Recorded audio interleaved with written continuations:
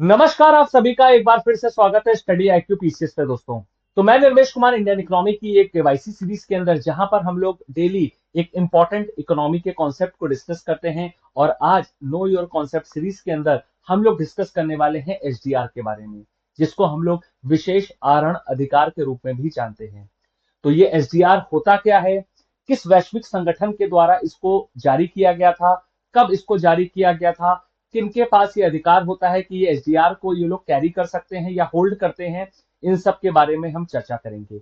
इसके अलावा जो एसडीआर की बास्केट्स होती हैं उसके अंदर हमारी कौन कौन सी करेंसीज शामिल होती हैं, इस पर भी बात करेंगे। और अगर कोई करेंसी नई इसमें ऐड हो तो उसके लिए हमारा क्या क्राइटेरिया या क्या हमारे इसकी एलिजिबिलिटी होती है, उस पर भी चर्चा करेंगे।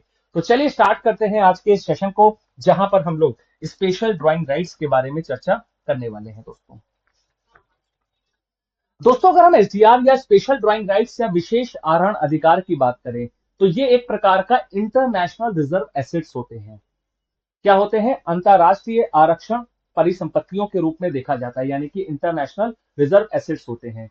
तो ये हमारी कोई करेंसी नहीं होती, जैसे कि आपने देखा होगा कि हमारे देश के अंदर हमारी जो करेंसी है इंडियन रुपीस है। इसके अलावा यूएस में आपने देखा होगा डॉलर, यूरोप का यूरो या पाउंड है, चाइनीज की रेमबनी है। ये सब क्या होती है? हर एक देश की करेंसी होती है, यानी कि जिसकी कोई ना कोई फिजिकल वैल्यू होती है, क्योंकि कोई भी करेंसी को आप देखोगे तो वो एक फिजिकल नोट के फॉर्म में होता है, जिसको आप टच कर सकते हो, फील कर सकते हो। और वहीं पर इसकी कुछ ना कुछ इंसेंट्रिक वैल्यू होती है जो उस पर प्रिंटेड होता है उसके अकॉर्डिंग। लेकिन ये जो एसडीआर है ये कोई करेंसी नहीं होती, लेकिन इसके बावजूद भी इसकी क्या है, हमारी कुछ वैल्यू होती है। तो क्या ये है? आइए जानते हैं इसके बारे में डिटेल में। तो जैसा कि मैंने अभी आपको बताया कि एसडीआर क्या है, एक इंटरनेशनल रिजर्व एसेट्स है, जहां पर हमारी वर्तमान में पांच करेंसियों को, यानी कि इंटरनेशनल पांच करेंसियों को एक बास्केट के अंदर रखा गया है, जिसके अंदर यूएस का डॉलर है, इसके अलावा यूरो है, चाइनीज रेम्बनी है, जापानीज येन है और ब्रिटिश का पाउंड स्टर्लिंग है। तो ये जो पांच करेंसियां, इसका कुछ प्रोपोर्शनेट वैल्यू होती है। क्या होती है वो भी हम सेशन में आगे डिस्कस करेंगे। तो उसके आधार पर हमारा एक एसडीआर बन करके तैयार होता है। अगर हम इस एसडीआर की बात करें दोस्तों, तो इस एसडीआर की जो शुरुआत है वो 1969 में अंतरराष्ट्रीय मुद्रा कोष, यानी कि इंटरनेशनल मॉनेटरी फंड या आईएमएफ के द्वारा शुरू की गई थी। और आईएमएफ के बारे में आप जानते ही हैं कि आईएमएफ क्या है, एक ब्रिटेन वुड ट्विंस के रूप में जाना जाता है। यानी कि 1944 में जब हमारा दूसरा विश्व युद्ध समाप्त होने वाला था, तो वैश्विक अर्थव्यवस्था को मजबूत करने के लिए ब्रेटन वुड सम्मेलन हुआ था, जहां पर हमें दो संस्थानों की उत्पत्ति देखने को मिली थी। एक तो हमारा वर्ल्ड बैंक है, जिसमें international bank of reconstruction and development है, और दूसरा हमारा अंतरराष्ट्रीय मुद्रा कोष है। तो ये दोनों हमारे संस्थान 1944 के ब्रेटन वुड सम्मेलन के बाद अस्तित्व में आए थे। और इन दोनों का ही मुख्यालय कहां पर है? हमारा वॉशिंगटन डीसी में है। अगर हम दोस्तों बात करें तो आईएमएफ ने 1969 में एक सप्लीमेंट्री इंटरनेशनल रिजर्व के रूप में जब इसको लेकर के आए, तो यहां पर शुरुआत में इसको $1 और हमारा गोल्ड के कुछ वैल्यूज के बराबर रखा गया। क्यों? क्योंकि उस वक्त जो इंटरनेशनल मार्केट में हमारा जो एक्सचेंज रेट होता था फिक्स होता था। लेकिन 1973 के अंदर जब हमारा फिक्स एक्सचेंज रेट को खत्म करके हमारा हटाया गया, तब यहां पर हमारा क्या है, एक बास्केट बनाई गई और यहां पर अलग अलग देशों की करेंसी को इसके अंदर हमारा इंक्लूड किया गया। अब ये जो हमारा एसडीआर होता है, ये सर्व करता है एक प्रकार का यूनिट ऑफ अकाउंट, यानी कि जो भी अंतरराष्ट्रीय मुद्रा कोष के हमारे सदस्य देश होते हैं, ये उनके पास अधिकार होता है कि वो इनको होल्ड कर सकते हैं। और ये इनके लिए क्या है, एक यूनिट ऑफ अकाउंट के रूप में काम करता है। जैसे कि अगर मैं आपसे कहूं कि आपको कोई चीज खरीदनी है, तो आपके लिए भारत में क्या है यूनिट ऑफ अकाउंट? एक तरह से रुपए, क्योंकि वो हमारी एक करेंसी भी है और उसकी अपनी कोई वैल्यू भी है। लेकिन अंतरराष्ट्रीय बाजार में अगर हमारे पास फॉरेन रिजर्व की कमी हो या किसी भी प्रकार के वैश्विक लेन देन में हमें किसी भी प्रकार का जरूरत पड़ती है, तो वहां पर हम क्या है, इस यूनिट ऑफ अकाउंट या फिर एसडीआर का प्रयोग करके अपनी जो भी लाइबिलिटीज हैं या जो भी हमें प्राप्त करना है उसको हम लोग प्राप्त करते हैं। अब अगर हम इस एसडीआर की बात करें, यानी कि किनके पास ये अधिकार होता है या आईएमएफ ने किसको ये अधिकार दिया है कि वो एसडीआर को होल्ड कर सकते हैं, यानी कि विशेष आहरण अधिकार किनके पास होते हैं। लेकिन एक चीज ध्यान दीजिएगा दोस्तों, जैसा कि अभी मैंने आपको बताया था कि आईएमएफ के जो मेंबर्स होते हैं उनको ये एसडीआर होल्ड करने का अधिकार होता है। और इसके अलावा अगर आईएमएफ किसी और बॉडी को या इंटरनेशनल बॉडी को ये अधिकार देता है तो वो भी यहाँ पर क्या है, एसडीआर होल्ड कर सकता है।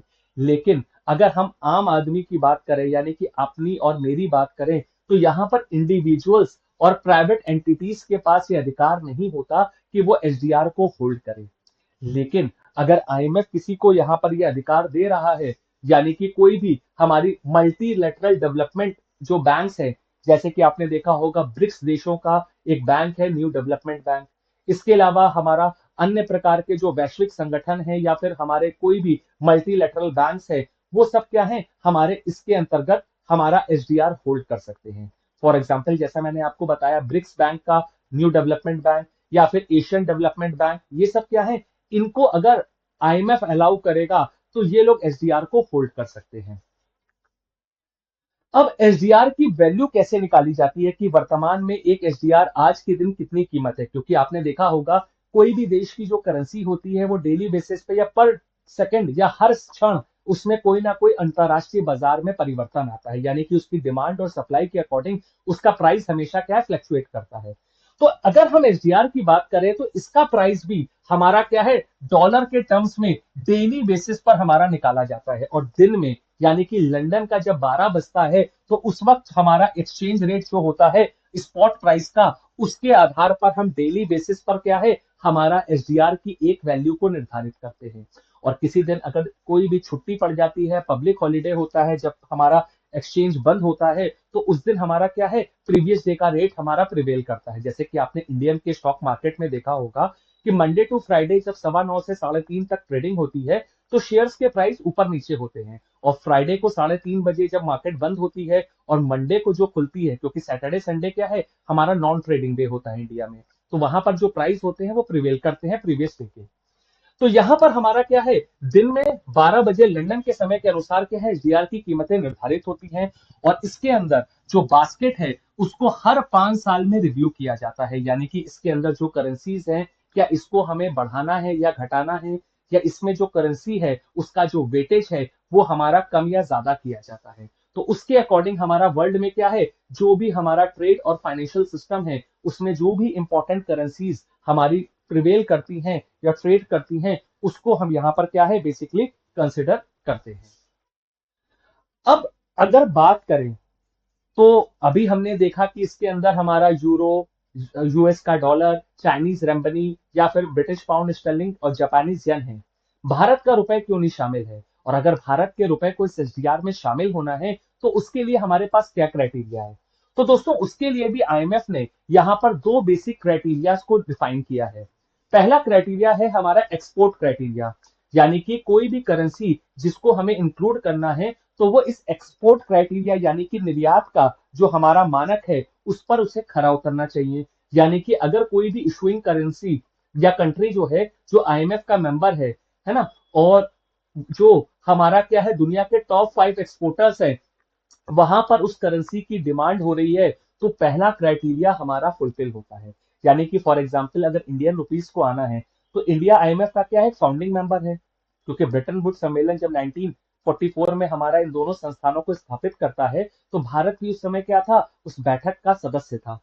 तो यहां पर अगर इंडियन करेंसी को इंक्लूड होना होगा तो भारत का जो हमारा क्या है, जो करेंसी है जिसको भारत जारी करता है, भारत का रिजर्व बैंक इशू करता है, तो उसको क्या है, हमारे दुनिया के 5 जो टॉप एक्सपोर्टर कंट्रीज हैं उनके साथ क्या है, हमारा यहां पर एक्सपोर्ट में उसका यूज होना चाहिए। और दूसरा है फ्रीली यूजेबल क्राइटेरिया, यानी कि कोई भी करेंसी अगर फ्रीली यूजेबल क्राइटेरिया में आएगी, यानी कि अगर वो इंटरनेशनल ट्रांजैक्शंस में वो हमारा क्या है, वाइडली यूज होती है। जैसे अगर आप कहीं भी दुनिया में घूमने जाते हैं, फॉर एग्जांपल दुबई में, तो दुबई में हमारा इंडियन रुपीज नहीं चलता, वहां का अपना जो है, वहां की अपनी लोकल करेंसी चलती है। इसके अलावा वहां पर डॉलर्स में भी लोग क्या है, ट्रेड करते हैं या फिर किसी भी प्रकार का लेन देन करते हैं। तो अगर कोई करेंसी हमारे इंटरनेशनल मार्केट में हमारा ट्रेड हो रही हो या फिर हमारा ग्लोबली वो एक्सेप्टेबल हो, तो वो दूसरे क्राइटेरिया में फ्री यूजेबल क्राइटेरिया के तहत सेलेक्ट होती है। तो अगर इंडिया की करेंसी हमारी क्या है, एक्सपोर्ट क्राइटेरिया और फ्री यूजेबल क्राइटेरिया को फुलफिल करेगी, तो हो सकता है भविष्य में क्या है, हमें अपनी करेंसी भी क्या है, एसडीआर के बास्केट में देखने को मिले। अब दोस्तों अगर हम बात करें तो वर्तमान में हमारा जो एसडीआर है उसमें किस करेंसी का कितना वेटेज है। जैसा कि मैंने अभी आपको बताया कि हर 5 साल के बाद हमारा जो आईएमएफ है उस एसडीआर की बास्केट को रिव्यू करता है और वहां पे हर एक करेंसी की वैल्यूज को फाइनलाइज करता है। तो हाल ही में जो हमारा बैठक हुई थी उस वो 2022 में हुई थी और 1 अगस्त 2022 के बाद हर एक करेंसी की वैल्यू को यहाँ पे फिक्स किया गया है। जैसे यूएस डॉलर जो है इस पूरे यानी कि एक एसडीआर के अंदर हमारे यूएस डॉलर की वैल्यू कितनी है 43.38%। वहीं पर यूरो कितना है 29.31। चाइनीज रेम्बनिंग का कितना है 12.28। जापानीज येन का कितना है 7.59 और पाउंड स्टर्लिंग का कितना है 7.44। तो ये वर्तमान में हमारे एसडीआर का क्या है स्टेटस है दोस्तों। तो आई होप कि आपको विशेष आहरण अधिकार या फिर स्पेशल ड्राइंग राइट्स जो कि आईएमएफ के अंतर्गत आते हैं इसके सभी बारीकियां समझ में आई होंगी। तो इसी के साथ इस सेशन को यहाँ पे समाप्त करते हैं। और एक इंपॉर्टेंट अपडेट आपके लिए, अगर आप इस प्रकार के और भी वीडियोस को देखना चाहते हैं इकोनॉमी के करंट अफेयर्स के, तो आप मेरे टेलीग्राम चैनल निर्मेश सर के नाम से आप मेरे को सर्च कर सकते हैं या फिर स्क्रीन पर जो आपका स्कैन कोड आ रहा है इसके माध्यम से भी आप स्कैन करके मेरे टेलीग्राम ग्रुप पे जुड़ सकते हैं। और इसके अलावा अगर आप किसी भी हमारे स्टेट पीसीएस की प्रिपरेशन कर रहे हैं तो स्टडी आईक्यू पर आपके लिए सभी कॉम्प्रिहेंसिव कोर्सेज में मैक्सिमम डिस्काउंट चल रहा है 31 मार्च तक। तो आज ही इस मौके का या सुनहरे अवसर का फायदा उठाइए ताकि 31 मार्च तक जो हमारे प्राइजेस हैं, जो लोएस्ट प्राइजेस इस समय चल रहे हैं, उस पर भी एक्स्ट्रा डिस्काउंट पाएंगे अगर आप मेरा coupon code NIR live use करेंगे। तो NIR लाइव यूज करिए 31 से पहले और सभी कोर्सेज पे मैक्सिमम डिस्काउंट पाइए। तो चलिए इसी के साथ एंड करते हैं आज के सेशन को। मिलते हैं आपसे एक नए सेशन में। Till then bye bye, all the very best.